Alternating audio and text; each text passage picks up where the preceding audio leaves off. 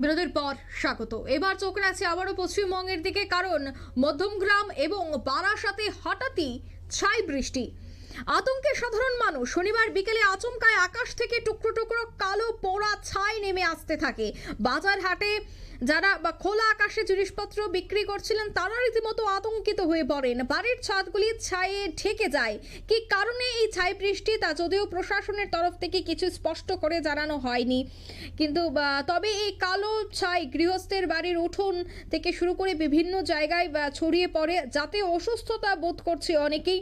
কেউ কেউ জ্যোতিষশাস্ত্রী মনে করে বাড়ির উঠোনে গঙ্গা জল এবং গোবর ছেটাতে শুরু করে।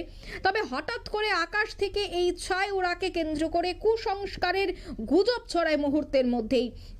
সাধারণ মানুষের দাবি যে এর ফলে বাড়ির বহু জিনিসপত্র, খাবার দাবার নষ্ট হয়ে গেছে। বিষাক্ত ছাই হলে রোগ বহনেরও আশঙ্কা উড়িয়ে দেওয়া যাচ্ছে না।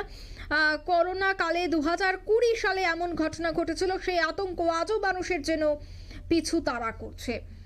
তবে সে বিষয়ে কি বলছেন তারা, সংশ্লিষ্টদের বক্তব্য শোনাচ্ছি। হালকা হালকা উপর থেকে ওরা কালো কালো থেকে ছাই ছাই এসে পড়ছে। এটা হচ্ছে কি আমি গেছিলাম দূরে মাল নিয়ে, হচ্ছে দূরের থেকেই দেখছি। আমি হচ্ছে নিউ বারাকপুর, তারপর হচ্ছে কি বলে মাথাডাঙ্গির মোড় থেকে আমি ওখানে নীলগঞ্জ থেকে আসলাম, ওখান দিয়ে দেখছি আস্তে আস্তে অনেক জায়গায়। কারণ কি বলতে পারবো না, এটা বিশেষ বলতে পারবো না, কিন্তু হচ্ছে ছাইটা উঠছে কিসের জন্য আমি ভেবেছি আগুন ফাগুন লেগেছে।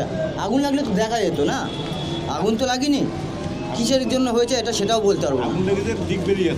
দিক বেরিয়ে যেতে সেটা তো বলতে পারবো না, কিন্তু এত দূর তো আসার কথা না। এগুলো তো আপনার আকাশ থেকে তো এখনো পড়ছে, একদম ডাইরেক্ট পড়ছে, তো এটা একদম ডাইরেক্ট পড়ছে, আর ডাইরেক্টই সব কিছু হচ্ছে না। এটা তো কেউ হচ্ছে কি, আপনারা শুনলেন তাদের বক্তব্য। আকাশ থেকে ছাই পড়ছে সে ছবি আপনারা দেখতে পাচ্ছেন, এবং সেখানকার স্থানীয়দের বক্তব্য যে ঘণ্টাখানেক ধরেই তারা এই বিষয়টা নজরে রাখছেন। তবে কোথা থেকে আসছে এই ছাই তা এখন স্পষ্ট নয়, কিন্তু মনে করা হচ্ছে যে কোনো জায়গায় আগুন লেগেছে, যার ফলেই সেই ছাই হয়তো বা উড়ে এসেছে। যদিও এখনো পর্যন্ত কিন্তু সবটা বিষয় স্পষ্ট করেনি প্রশাসন। বারাসাত এবং মধ্যমগ্রামের এই ছবি।